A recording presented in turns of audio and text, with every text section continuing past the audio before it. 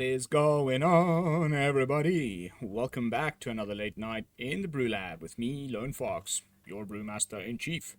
And tonight in the BrewLab, I'm coming at you with an oldie but goldie. We're playing Jeskai Control, but the way I like to play Control, and that usually means there's some sort of silly, one-turn kill combo somewhere in there. I don't just want to play those kind of control decks that are trying to bore the opponent to death. I've got to have something in there that'll just suddenly end the game once we've done all of the controlling. And we have definitely seen this combination of cards, which I'm about to show you on the channel before. But some of the cards from the latest set in Standard, namely the fast lands that we've just received, as well as some of the counter spells, really helped push this to the next level. I'm currently 14-4, I believe I am with the deck. Absolutely hammering the ladder with it. And it may just be a case of one of those situations where people are not expecting it, and so I'm catching people by surprise. Whatever the reason is, you won't find me complaining. I'm winning, and that is always a good thing. So, without further ado, let's jump into tonight's brew. And it's a Jeskai Calendar. Woohoo! I freaking love this card. This is the kind of control I like. I've been trying some other stuff. I mean, I just keep trying Sultai, and I just can't get it to freaking work. I promise you it's almost there, though. It's close. More on that in a future video. But for tonight, Jeskai Calendar. So, of course, the cards I'm talking about are just, is just 3 steps ahead. This, in the previous versions of the deck, I was running, I think I was running March of Swirling Mist. So this is still a rotation-proof brew. Ooh, I don't know if I want to do this, actually. I just noticed that. Got 1 extra slot. Maybe I'll play an extra land. Let's not fiddle with the feng shui of the brew. But really, the main new card in the deck is the 3 steps ahead. And now it's just been, for whatever reason, destroying. I'll prove it to you by playing some games. But the other new cards are, of course, the Spirebluff Canal and the Inspiring Vantage, which in previous versions of this list, I was playing the shock lands, or the pain lands, or whatever they're called. And they were making it harder to cast, my sweepers against aggro without losing life and whatnot. It was a little bit harder to win. Now, when we mix, actually, okay, I'm going to play a few matches as it is, but I really feel like No More Lies just gets a bit bad in the late game, as you know. And Lightning Helix plus Union of the Third Path alongside Silver Scrutiny, one of my control decks sort of go-to staples, has really been doing a great job keeping me alive whilst we get the combo to go off. What is the combo, you ask? Well, for those of you that are newer to the game or just missed this or haven't seen it yet for whatever reason, we're playing All Will Be One and the Millennium Calendar. This can just win the game by itself, and I have in testing 2 out of the sort of like 16 or so, 17 or so matches I've played with this deck. Sometimes I just win with that. The other times, you basically have this on the board, you try to get it down on turn 1, protect it, do whatever you have to do so. It's not even essential that, if they do remove it, fine, we have 4. We can always, find another one later. But what the ideal game goes, this sits on the board and ticks up. It gets a time, what are they called? A time counter every time you untap a permanent. And you can also pay to double the number of counters. So whenever you untap your lands, whenever you whatever, it will add more of these time counters. At some point, it'll have 20 or so on there quite easily. And then depending on the colors that the opponent is playing, if you're playing against a white control heavy type thing, you probably don't want to just on turn 5 play your All Will Be One and hope that it survives, because their chances are the opponent's going to have a Get Lost in hand or whatever, Destroy Evil. I'm still playing only rotation proof decks, but there's a lot of people that are not, obviously, and so there's plenty of ways of dealing with All Will Be One if it just sits there on the board unprotected. So in those matchups, you wait and you try to get yourself into a point at which you have 7 mana, which just only allows you actually more time to put more time counters on the Millennium Calendar. And then you play All Will Be One and immediately also have the 2 mana available to double the counters on the Millennium Calendar. Even if it just has 10, it goes up to 20. So that's only because the All Will Be One triggers for the number of counters put on a thing. So if it has 10 and you go to 20, that's only 10 damage to the opponent. But trust me when I say that almost every time that I get it to go off, which is all of the times that I've won, which is 14 out of 16 matches or something, it's just a one-turn thing. If you're playing against an opponent that doesn't have very good enchantment removal, like Mono Black, for example, Dimir, then you can just play it on 5. It usually just sits there fine. When you untap for your next turn, all your mana untaps. That's already 5 additional damage. And then you just straight away activate your Millennium Calendar, even in response to some artifact hate or whatever the case might be, and just immediately dome the opponent for...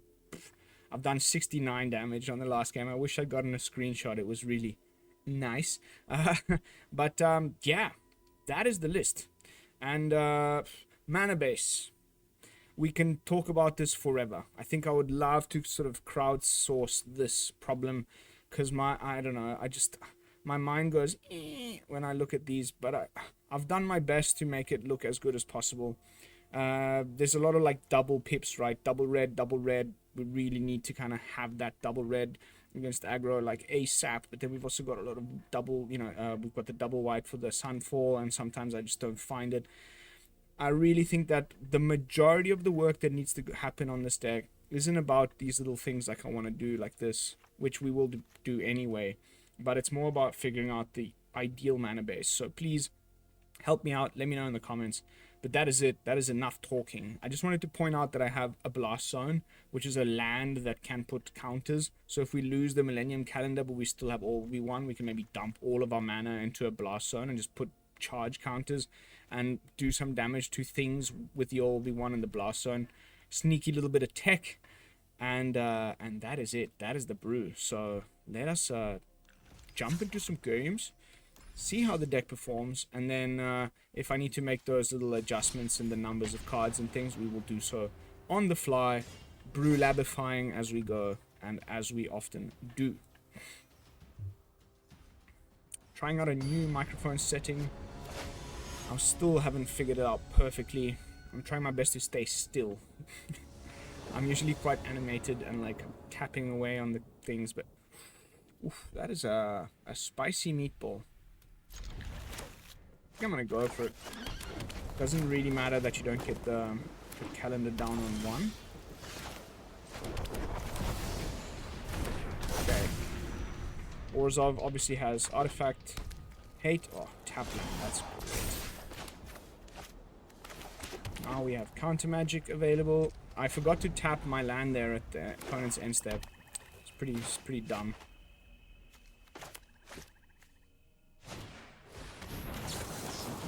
See, now what I meant is this. What you really have to do is remember, and you can double tap Q for those of you who don't know. It's a way to tap all your mana in one go without manually doing so. That's fine. I'll probably fire off the Union of the Third Path here. And again, don't stress it too much if they have artifact removal.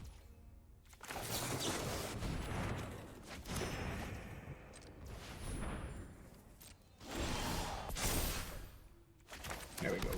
We've even got a backup. I'm not gonna play an All We Want into an Orzhov like sort of mid-range looking brew. There's clearly gonna be some kind of haha. Okay. Forget I said anything. I was expecting something more like along the lines of I mean, I appreciate the jank Wolf Grey. Haven't seen a platoon dispenser in quite some time. Do we? Can we just go for the draw here? Okay, we've even got a backup. All will be one. So in this case, I will actually fire off my Orzhov now. You never know. Oof, or should we do the Sunfall and play it safe? We're on 27. There's no need to play anything safe. This is a win immediately. He either has the get lost for the Orzhov right now, or he's dead. And if he burns one on the Orzhov now, chances are he won't have one for the next turn.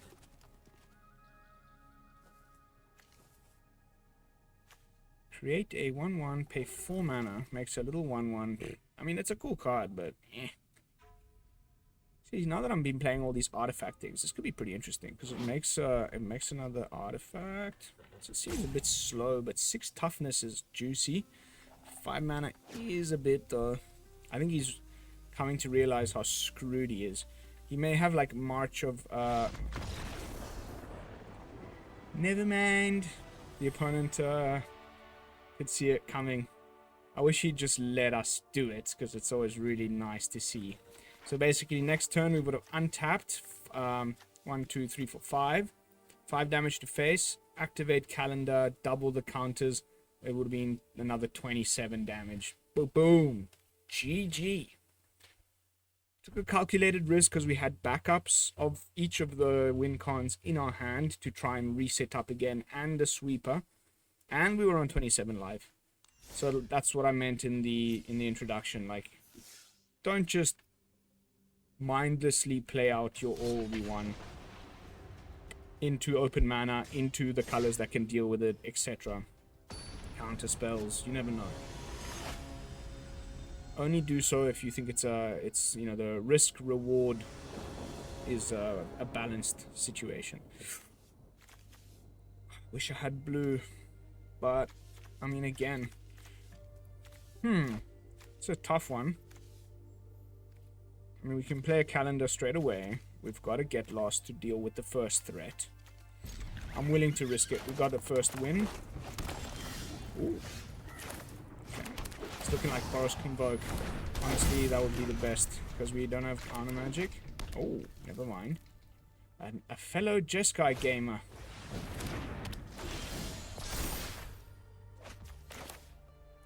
I was not expecting that at all. Jaskai humans, something.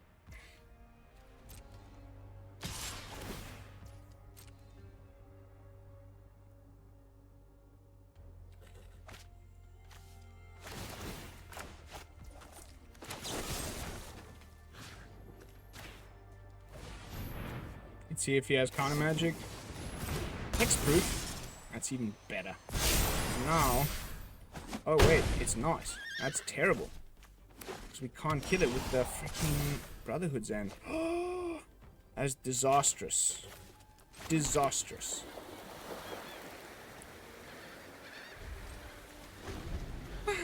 What? What is going on?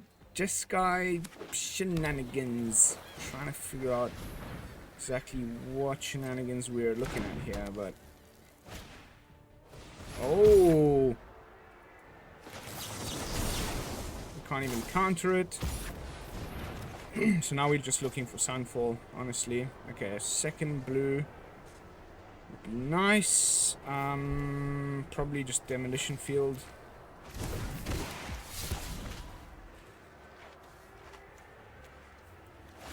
Oof, he discarded a... I wonder where he'll put this +1. I'm hoping it's not on the shredder. Okay. More onto the... Huh. There's the Sunfall. Okay. I think we can buy just enough time here. I don't think he can do 10 right now. This is an interesting concept, though. I guess... It's not drawing, though. What's this? 2 triggers. And then we Sunfall, and he doesn't have counter magic. Okay. Groovy, baby. Don't forget to tap your lands. Hello. Goodbye. Oh, man, Sunfall is disgusting, but... Whew. Okay, now. What have we seen from this opponent? Spell Pierce. That's 2. So, I think I'm just gonna chill a sec. Hold up some counter magic. We're in no particular hurry. I feel like we've managed to wrangle the control, you know, from the opponent.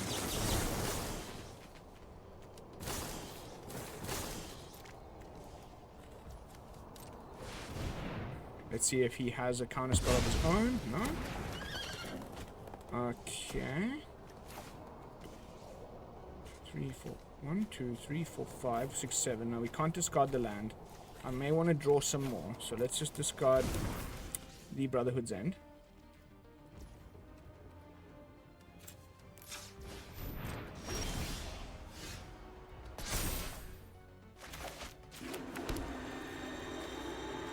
So we would have the 2 to pay, but yeah, I'm too worried about the opponent having his own 3 steps ahead. There's 2 blue open. We pass the turn. We have some life gain. We have some card drawing to do. We have incubator token to defend ourselves with for now. I'm gonna wait for the opponent to tap out. Or I may force the counter spell here.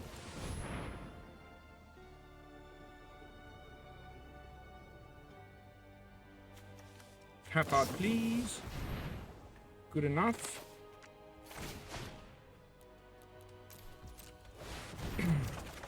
And that's going to be the game, ladies and gentlemen.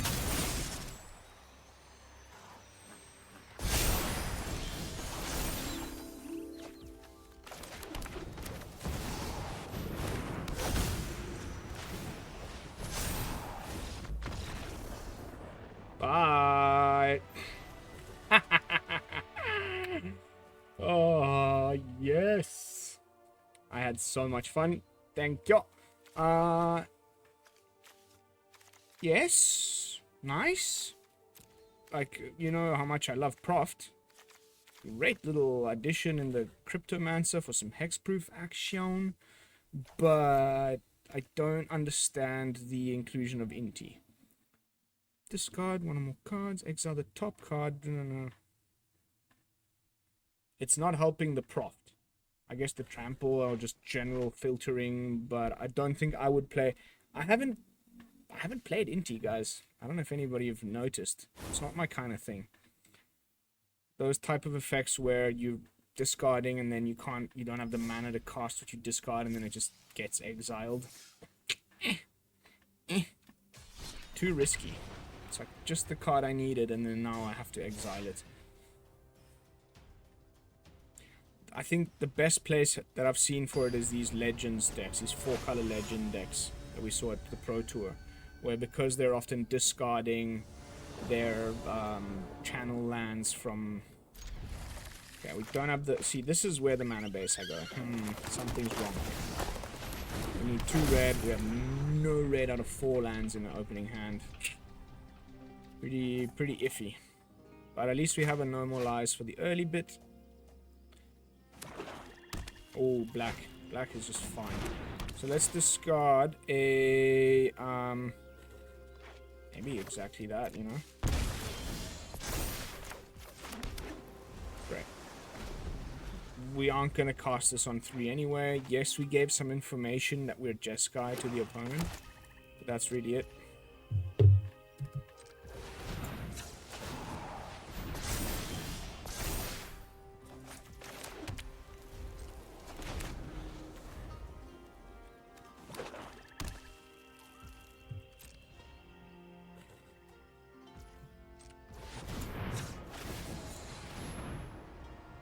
Sorry, no artifact or real enchantment hate in black, so things are looking pretty good.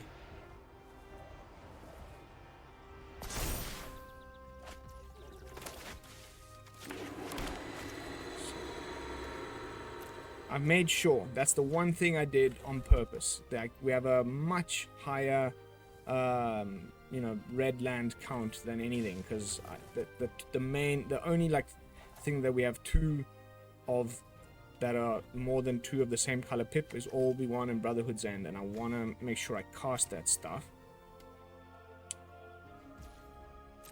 No luck. But we'll get there, we'll get there. I'm not too worried. Please do. Nice thing is whenever like priority is being held when you have an artifact like this on the board, the opponent can't really tell if it's something or just the calendar. Double top. Woo!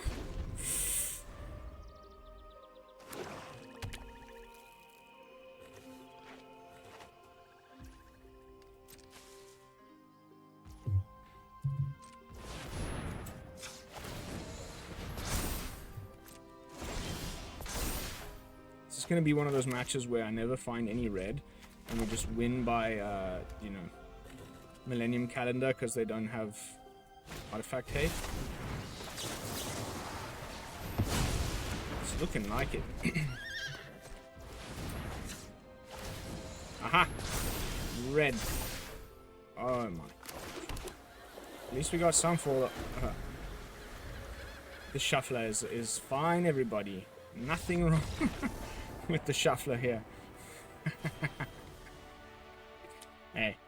Sometimes just showing a bunch of counter spells and blue-white lands to a black mage is just enough to send them packing.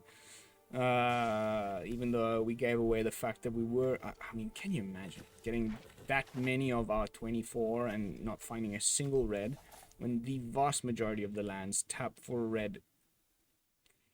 It's just one of those cruel jokes the shuffler plays on me sometimes. Okay. 3-0. I think that takes me to like 17 for 4 with the list currently.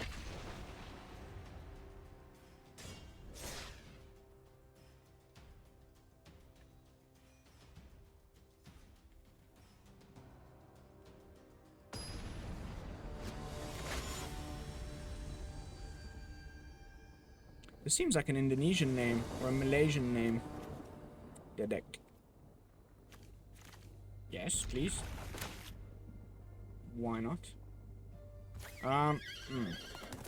There is a world where Demolition Field Millennium is the way to go here.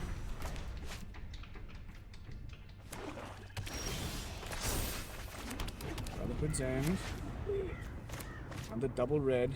Only one red so far. Black again. Interesting. Ah. Fine.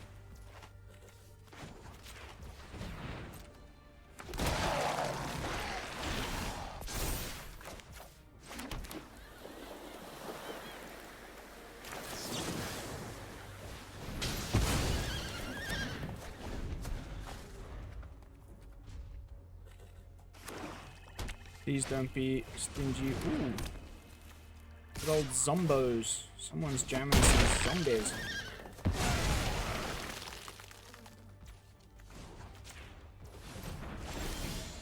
Red. Okay, well, hopefully he plays a non-basic that we can get with the Demolition Field. And then, there we go. Now I'm gonna go fetch a red, for sure. Cannot believe that's 2 in a row where that's happening to us.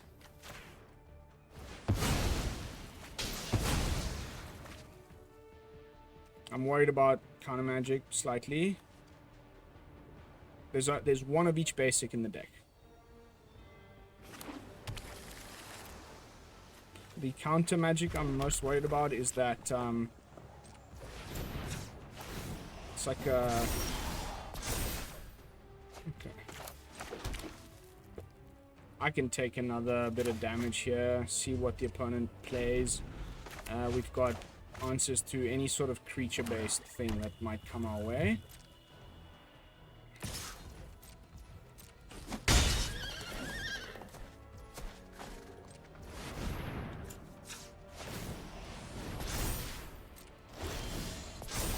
Now I'm firing this off. Opponent had nothing. So unless he just drew that now, we should be okay to fire off an all be one next turn. And again, like in game 1, we have a backup copy. So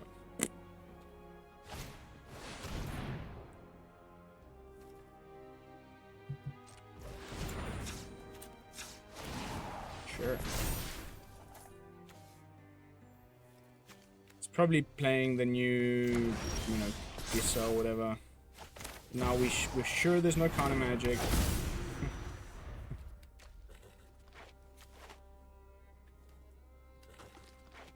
Yeehaw! Let's see if the opponent knows about this combo. We haven't had one person actually let us do it yet.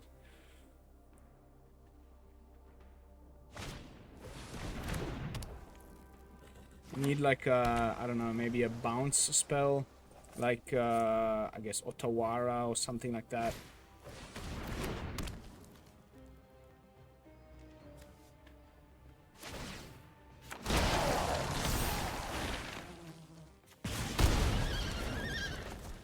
We even got a counter spell off the top. Thanks, opponent. Minus 76. Arg.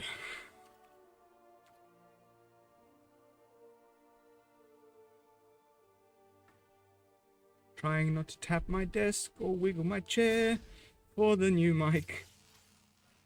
I know what's gonna solve this. I need a boom mic. Like the, you know, the arm thing, so the mic is floating and not touching my desk. Should solve all of my problems.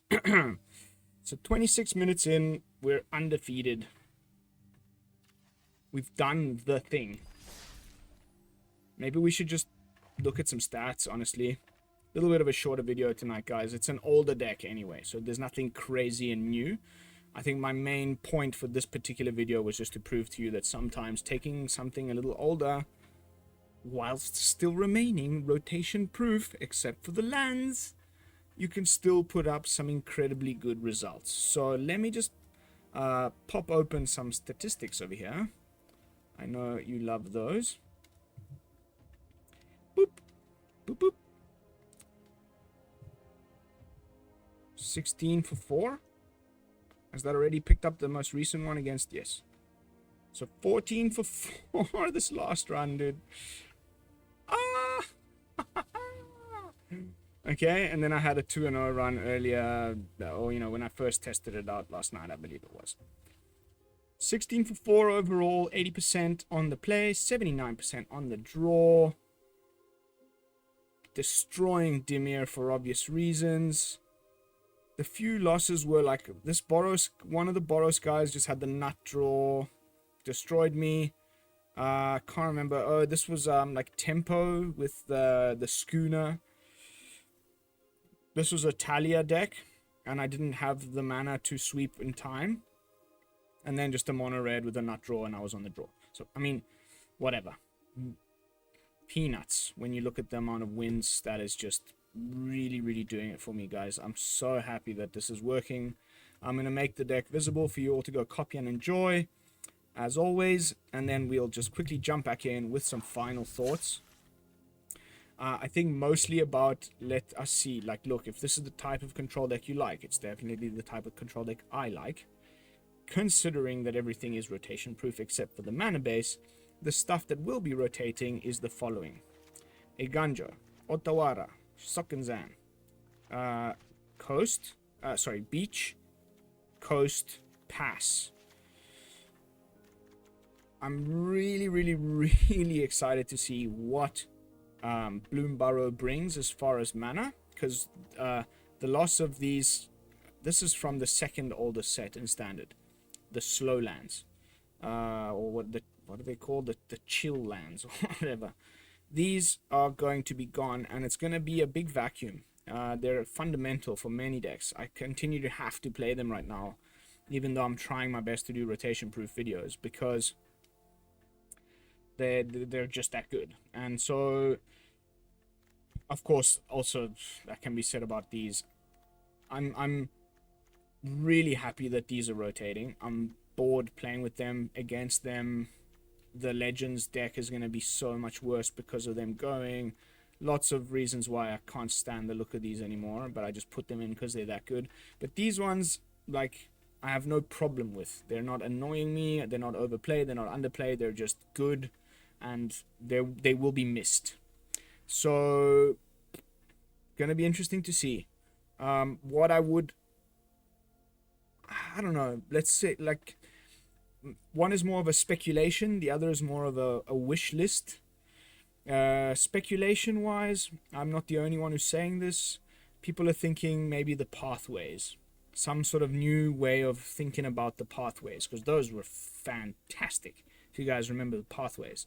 And because Bloom Burrow is in a little forest, woodland creatures, you know, we can imagine little pathways through the forest, kind of would make thematic sense. But so that's the more speculative one. My more wish listy one would be something along the lines of triomes in the color combinations that we didn't have them in. Yes, they may be a little bit very overpowerful. Yes, we've already had those triomes, you know, before the last rotation, 2 rotations ago, from the set with Mutate, Ikoria.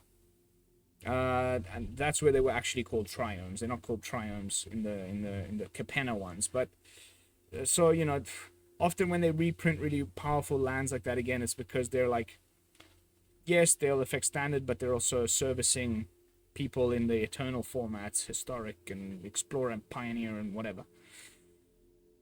Because we already have the Jeskai, the Abzan, the Mardu, and the what was the other one?